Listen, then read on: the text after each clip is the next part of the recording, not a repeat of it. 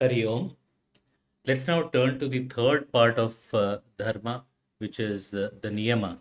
And what rules am I referring to here? I'm referring to the rules of how mind works. And this is a very interesting aspect of the Yoga Sutra. In fact, many sutras of the Yoga Sutra dwell on this particular aspect. So the mind psychology, as conceived by Sanatana Dharma, Patanjali, gives many sutras referring to that particular aspect. So it's an interesting topic. Again, very important to know because unless I know how my own mind works and how it kind of plays its game, how will I be able to then, use it for the purpose for which I have effectively been born, which is to attain my own Satchitananda Swarupa. So the first aspect which Patanjali touches about, and there are sutras which talk about this, which is this thing of klesha.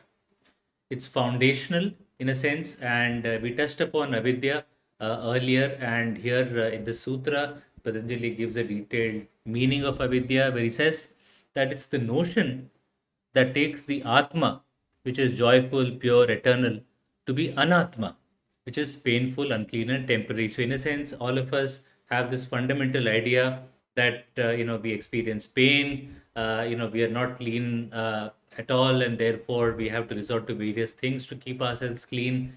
And it's not just the physical aspects, but even the mental aspects, and the fact, more fundamentally, that we are temporary, whereas our original nature, our real state is Satya, which is Satchitananda Swarupa, which is eternal. So, avidya is the foundational klesha or disturbance which is present within our own mind space.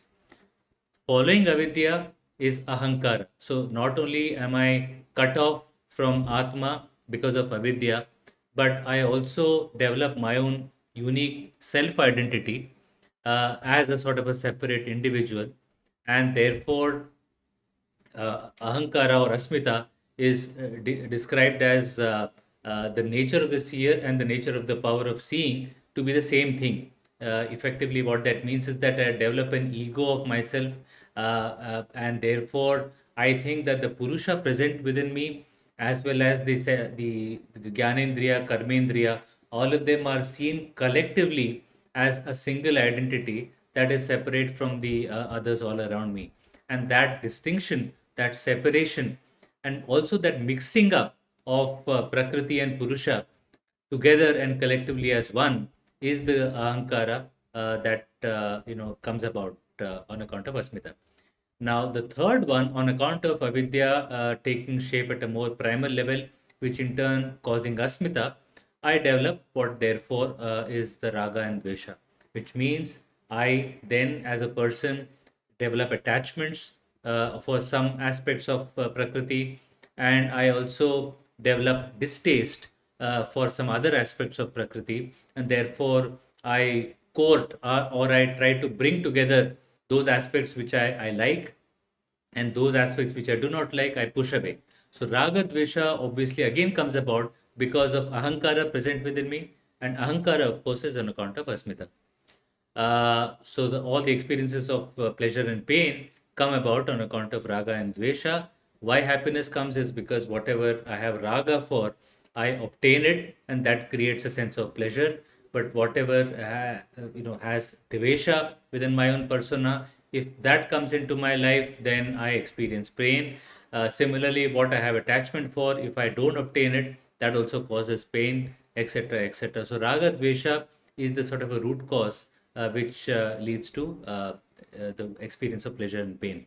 And last but not the least is abhinivesha, which is this clinging to life. Because the moment I develop an identity that I'm separate and I'm temporary, this idea that I'm temporary militates against the idea that I'm eternal and permanent. So, in a sense, my real nature is that of eternality, but what I experience is that of a temporary aspect because I identify myself with my physical body and mind, and therefore I cling to life. And by virtue of clinging to life, the fear on account of life going away is sort of another innate tendency. So these are the root klesha that drive every action of mine fundamentally. I think you nobody can get more clearer in the usage of terminology as Patanjali has done in this particular case. So, if these form the root of all disturbances and all actions that I do, is there a cure? And the cure, as per Patanjali, is to effectively take on to what he calls as tapas swadhyaya and Ishvara pranidhana. Tapa is effectively quoting a life of discipline, a lifestyle where we make sure that our senses are in control. They engage with the world to the extent there is a need for engaging with the world. So I use a knife for the purpose of cutting vegetables in a kitchen. Otherwise, I just keep it back in the drawer. Similarly, indriyas are for a certain purpose. Once their purpose is attained, then we just effectively let them be rather than continuing to indulge in them. And the life of discipline is what tapa is all about. So the ideas of brahmacharya, guru seva, satya vak, which is stating the truth, keeping mauna, which is resorting to silence often rather than talking just for the sake of talking, doing dharma, tolerance of extremes, which is titiksha, not get too carried away if there are extreme temperatures that I'm experiencing.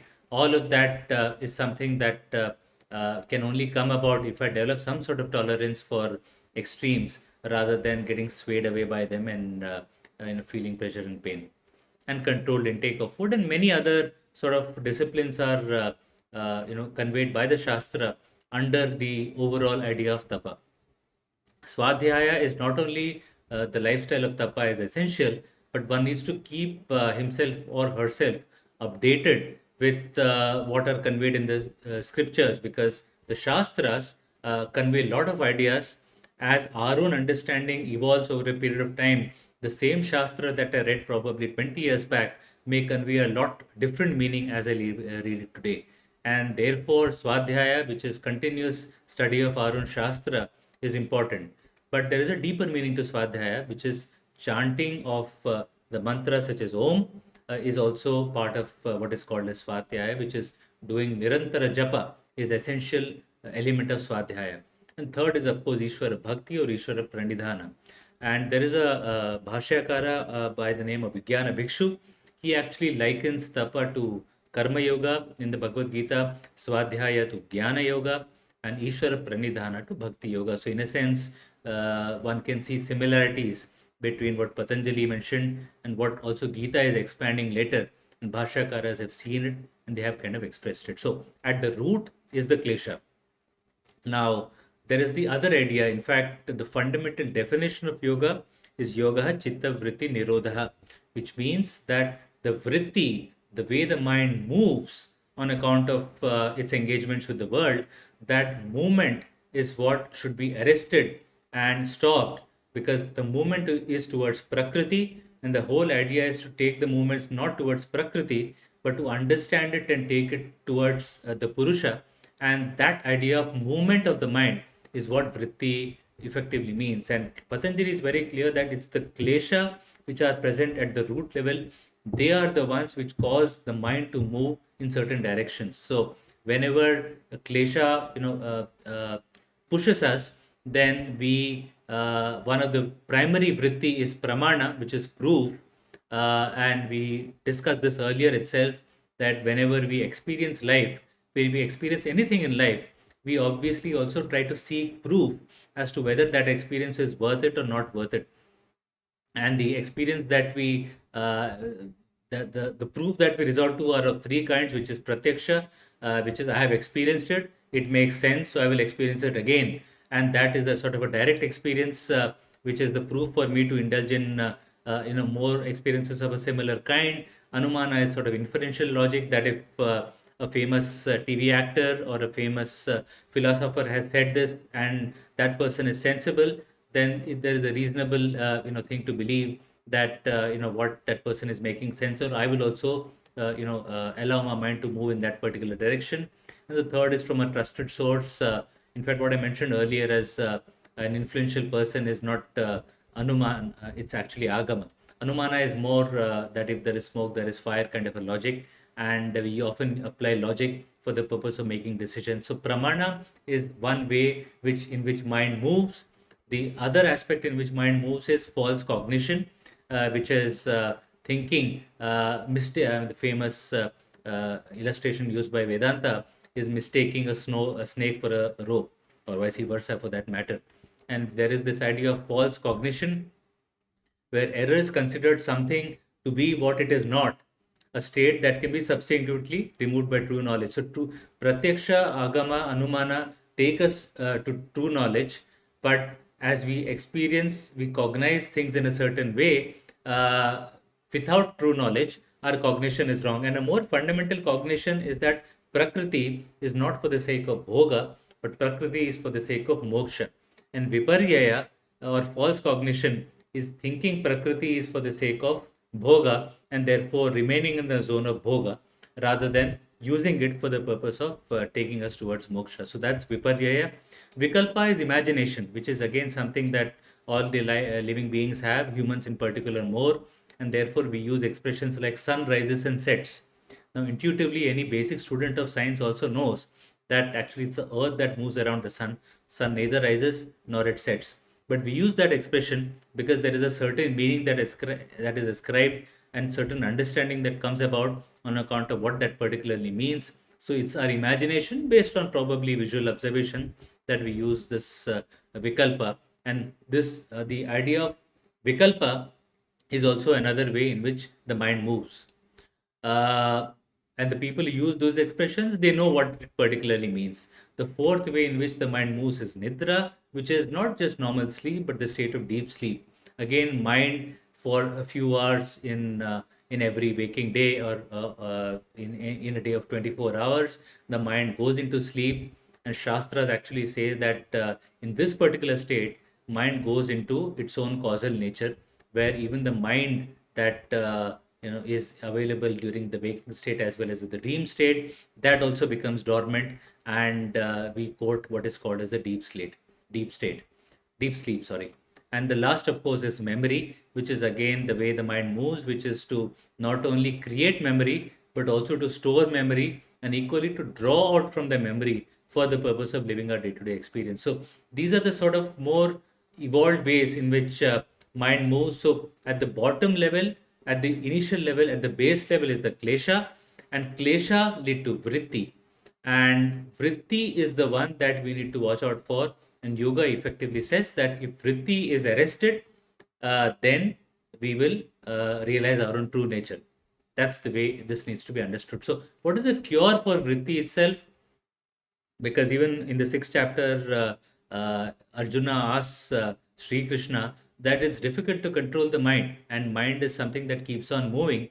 And how can one control the mind? So Krishna's answer is very clear. Krishna says that one aspect to do is to do abhyasa, which is if the mind moves in a certain way, then observe it, uh, think about it, analyze whether it really makes sense, and then effectively arrest its movement. So do abhyasa, which is to do continuous practice, to be in a state of calm and peace. And if the mind moves, then just bring it back. Don't need to create much more noise around that particular thing. On a continuous practice, if you kind of do it over a period of time, the mind will stop moving and become more and more stable. So that's one element, which is abhyasa. The other cure for arresting the movement of mind is vairagya, which is not. I mean, this is again unpopular word, because spirituality is all about running away from the world. Is the sort of a way in which it is understood, and therefore people who love the world, obviously are discouraged when the word vairagya is used. But effectively, vairagya does not mean running away. Effectively, yoga doesn't ever tell you that you run away from anything. All it pushes us into is to tell us that you understand what you're seeing in a deeper way. And once you understand the deeper meaning, then the external meaning that we have imposed on a certain object goes away. And therefore, the vairagya is to the external physical meaning that a certain object is conveying to you, which is sensual in nature. But if you go beyond it, and if you go to the root of that particular object or a person, then you will know the real nature of that particular person. And if you know the real nature of that particular person or object, then you are really seeing it in the right way. And if you're seeing it in the right way, then you will know the purpose of that particular object. And once you know the purpose of that particular object, you will also know your own purpose of why you're engaging with it. So this is the way Vairagya needs to be understood, which is not to run away foolishly, but actually to run away from the false cognition that is conveyed to you by the external aspect of a particular object. So that's Vairagya, very important word, but needs to be understood properly rather than in some sort of a superficial manner. And the third idea, we talked about klesha, we talked about vritti, we talked about samskara. And here, instead of giving technical definitions of what samskara is defined as by Patanjali, what I thought was I will just give some simple illustrations. So, if for example, what does samskara mean? Samskara is nothing else but my own orientations. So I have an orientation, as is given in this particular slide, to respect and protect my family. So that's an orientation I come with, I am born with, or I cultivate, from my parents, whatever way you kind of call it. So all of us are born and live with certain orientations, and it's these orientations which are the guide to our life. So if I'm born with this orientation of respecting and protecting the family, if an event happens, like the family also reciprocates by probably celebrating my own special events, my own birthdays, etc., then what do I do? So my karma in that stage, which is my action, is that I cooperate with the family at all times to fulfill their needs. So therefore, my action of helping the family comes about on account of the samskara of respecting and protecting them. Now that karma may give me a karma phala, which is, this cooperation leads to the family also reciprocating, and I therefore, have sort of many happy sort of experiences.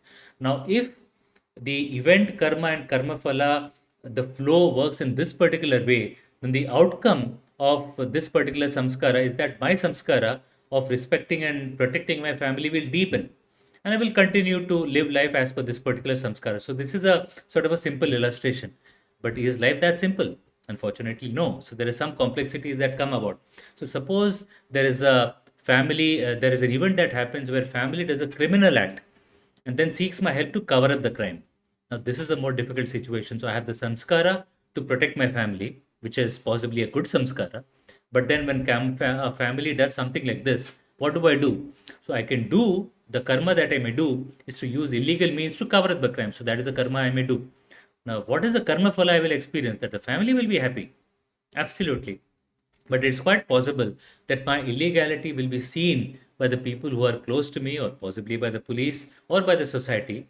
And the societal respect that I may have carried till now will come down. That is a karma phala I will have to encounter on account of this samskara present within me. Yeah, when it's used in this particular situation. Now, what is the outcome of that? That my samskara again deepens because I have protected my family is happy. I get a sort of a reciprocal perspective that maybe it's a good thing. Having said that, my raga rises because that samskara is good, but my attachment to the family rises. And as the attachment to the family rises, my chitta becomes more agitated because they may do more crime. I may have to do much more activities or adopt illegal means to protect them, and that causes the mind or chitta to move in much more in an agitated form, and therefore it will not be in a state of calm. And as we said earlier, that unless chitta is in a state of calm, I will not see through things properly. I will see things in a tamasic or a rajasic form in a distorted manner. Equally, however, I may take the karma which is completely different. Despite having a samskara, if my family does a karma which is that of a criminal aspect, then I may refuse to protect my family. And if I take to that particular karma, which is to offer them to the police, family may be upset. Yeah.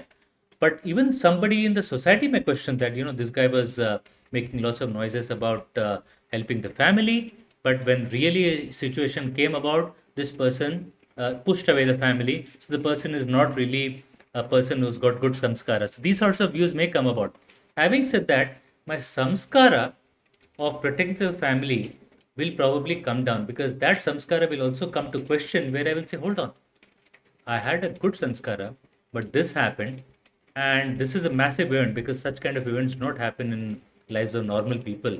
But these are sort of big events that may happen in life for some people, and it kind of makes them question everything. So samskara deepens, but my raga will also weaken because my blind attachment to the family will certainly come down on account of this particular acted.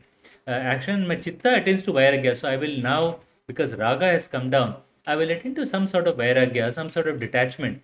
That look, for all my attachment, family has done a crime, so my attachment was probably not warranted in an appropriate form, and that sort of a reflection comes about on account of this particular event that has happened. But equally, you may have a rather good situation, by the way, where the family gives up to the police on its own after having committed a crime. And I also, engage with them and say, yeah, that is dharma, that is the right thing to do. And therefore, both me and my family as a karma phala gain respect for each other on account of this particular karma that we do. In that situation, samskara, because after all, protecting some family is a good karma, so that samskara remains, but my raga will weaken because I realize that despite the family being a sort of a good zone to be in, but I should also be conscious of the fact that neither should they be attached to me and nor should I be attached to them in a sort of a blind form. If both of them are sort of doing dharmic actions, then there is nothing at all as a problem. But in these sort of situations, that revelation does come about. But even in the last outcome, it's a good outcome because clearly both family also realized that what is dharma, and therefore they went along with dharma in that particular sense. But chitta again attains to vairagya, where we move away from the superficiality of family relations and try to get deeper into understanding ourselves on account of this particular event. Now, if samskara is also understood as the orientations and how they play out in the normal day-to-day life on account of various events that happen in our life, then how does the mind work? That is a sort of a fundamental question. So this slide has some definitions of samskara. I will not go through them because possibly the examples that were given in the previous slides were good enough. The high level framework which is being conveyed by Patanjali is this, that is the klesha, which is avidya, asmita, etc. They are the ones that cause vritti or movements in the mind intellect framework. And these movements can be of the klishta variety or aklishta variety. Klishta, which is more harmful, and aklishta, which is less harmful. Yeah. Now, again, one can bring out the idea of what is harmful and what is what harmful. And it's a simple answer actually, which is anything that makes me engage with Prakriti in a deeper and deeper manner and makes me entangled with it, that's Klishta. Anything that disentangles me with Prakriti is a Klishta. Yeah. So if Klishta variety is what Vritti takes, then of course one way it will view the world is from the perspective of Bhoga. And if you take Bhoga as the basis for life, then we will do what is called as a Prakritik karma or what is called as a natural action. And for all these natural actions, it will get added to our karma share, which is the stock of karma or the stock of samskaras. And these stock of samskaras deepen my orientations, and these deepened orientations will again lead to klesha, vritti, klishta vritti, prakriti karma. That cycle will keep continuing. Having said that, even when our mind takes a klishta vritti, there are situations like the illustrations I gave in the previous slide when I was referring to samskara, that these sudden moments come about where we, get into the state of vairagya. In those sort of situations, we often are attracted by, spiritual gyanis, gurus, and we take on to yoga. And Patanjali refers to such actions of yoga taken as kriya yoga. And in those sort of situations, we then, do tapasya, we do swadhyaya, we read shastras, etc. And we, start going to temples, pilgrimages, all these actions that we do. They are the yoga karma that we do, even though our vritti is of the klishta variety. But as we do yoga, chitta shuddhi happens. Our mind becomes more and more clearer. Our perspectives become more and more clearer. And as the perspectives of life become more and more clearer, then our vritti over a period of time moves away from the klishta vritti, which is of the harmful kind, and take on to the aklishta vritti. And Patanjali says that as our mind takes more and more to Aklishta Vritti, then we get attracted to aspects like the Ashtanga Yoga, which I will talk about in a few minutes from now. And if you take on to Ashtanga Yoga as the way, then we will attain Purusha Prapti. So, this is the whole framework that Patanjali has put together in the various sutras. It is not probably evident to people who are reading the sutras, but when I kind of put it down together in this particular form, what Patanjali was conveying at a high level view became far more clearer to me. So we talk about what is called as a natural experience versus what is called as an adventure experience. Again, this is a useful idea. Another way to put this is something called as pure experience, which is the adventure experience I'm referring to in this particular slide, or impure or mixed up experience. So what is shown on the slide on top is the emotions that we experience on account of raga and dvesha. So we may experience an emotion of shock, fear, anger, or even happiness for that matter. So if I attain the object of my raga, then I will attain happiness. If not, then it will lead me to anger, etc. So these are sort of experiences, that emotions that we will experience on account of what I refer to as natural experiences. But if you take the example of of an adventure person who's going on an adventure, now when the person is going on an adventure, look at the expression the person has at the bottom of the slide, left on the left hand side. Even if the person is cycling and going up the hill, there's a lot of pain that the person experiences, tiredness that the person experiences. The person may fall down, get injured. All of those experiences happen. Then there's this thrill of cycling fast, cycling down the hill. All of those experiences lead to a lot of exhilaration, and the joy that one finally the cyclist may attain when he or she reaches the top of the mountain is exhilaration of the highest order. But the moot point to know is that throughout this experience, the expression that the cyclist will have is something that of a pure nature, that the intent of the experience is to know my own stamina, if I can put it that way. And if that is the intent, then even though one goes through ups and downs and fast and slow sort of movements, one is still in the frame of enjoyment, and that frame is the frame of pure experience. Now, this distinction is important because yoga is effectively saying that you experience all these sort of aspects of life for the purpose of attaining your own nature. So, therefore, you view them from the lens of sattva guna, and therefore your viewing becomes more and more clearer, and like that of a cyclist, where all the ups and downs are viewed from the perspective of knowing his or her own stamina. And if that is the way one lives life, then one will certainly attain Purusha Prapti. But if one gets thrown into the sea of emotions of anger, shock, etc., then one will not be able to achieve Prakritic goals, forget the goals of Purusha. So if this illustration is sort of easy to understand, then this guide again, which is an expansion of the framework that I shared earlier, may also be useful for some of you, which is that all the vasanas, and again, somebody may ask a question, what is the difference between vasana and samskara? Now, samskaras are the specific orientations I am living with in this life, but vasana is the accumulated samskara which I have accumulated over eons and eons of lives that I've already led together. So vasana is more like an accumulated stock. Some part of it is released for this particular life, which is the samskara I'm living with. That's why it is referred to as prarabdha karma. So prarabdha karma is the list of samskaras that are downloaded onto my persona as I am born in this particular life. So it's the orientations that are downloaded for this particular life. They are the ones that drive my current life. Therefore, I do karma as per the samskaras that are downloaded into my persona, as per the orientations that are present within me. Now, when these samskaras are present within me, they trigger karma. And these karma is either the trigger for that particular karma may either be ragadvesha, which is attachment or sort of distaste, or that may be an action which is triggered by dharma, which means I do things because I should be doing them, rather than out of a sense of responsibility, etc., rather than as triggered by raga and dvesha. Now, if raga and dvesha are the trigger, then I will attain karma phala the way I gave in that slide where I talked about sanskara. Now, that karma phala, how do I experience it?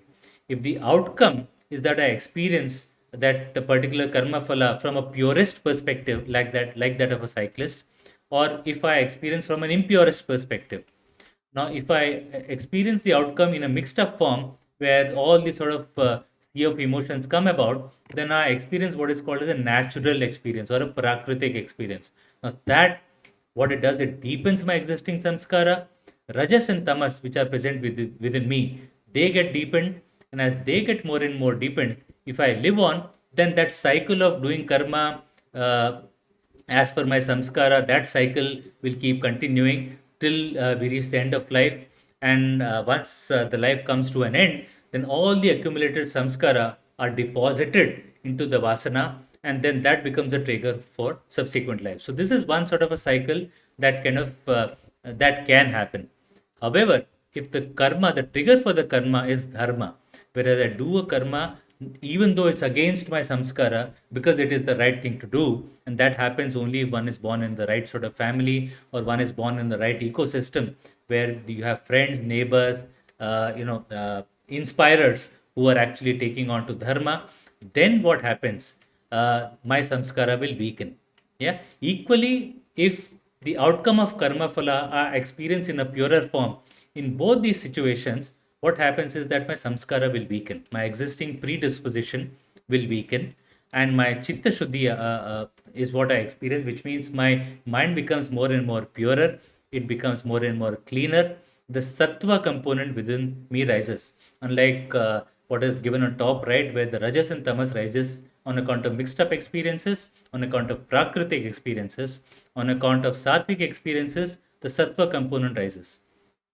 And if the sattva component is sort of overbearing, then I will take to yoga, and that I actually attain fitness to pursue yoga, and that yoga will take me to Purusha Prapti.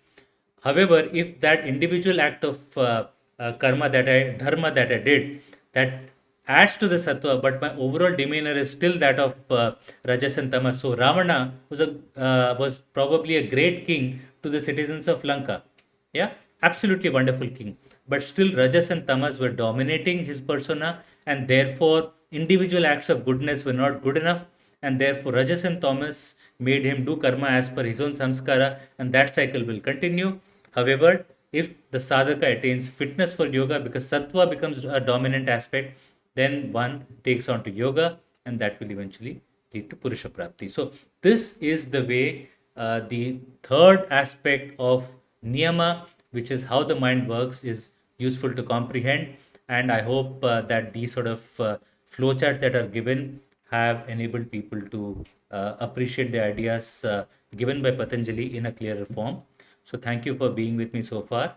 And we will move on to the next, the last aspect, which is the Upasana aspect, which is significant aspect that we will cover in the next video. Thank you. Hari Om.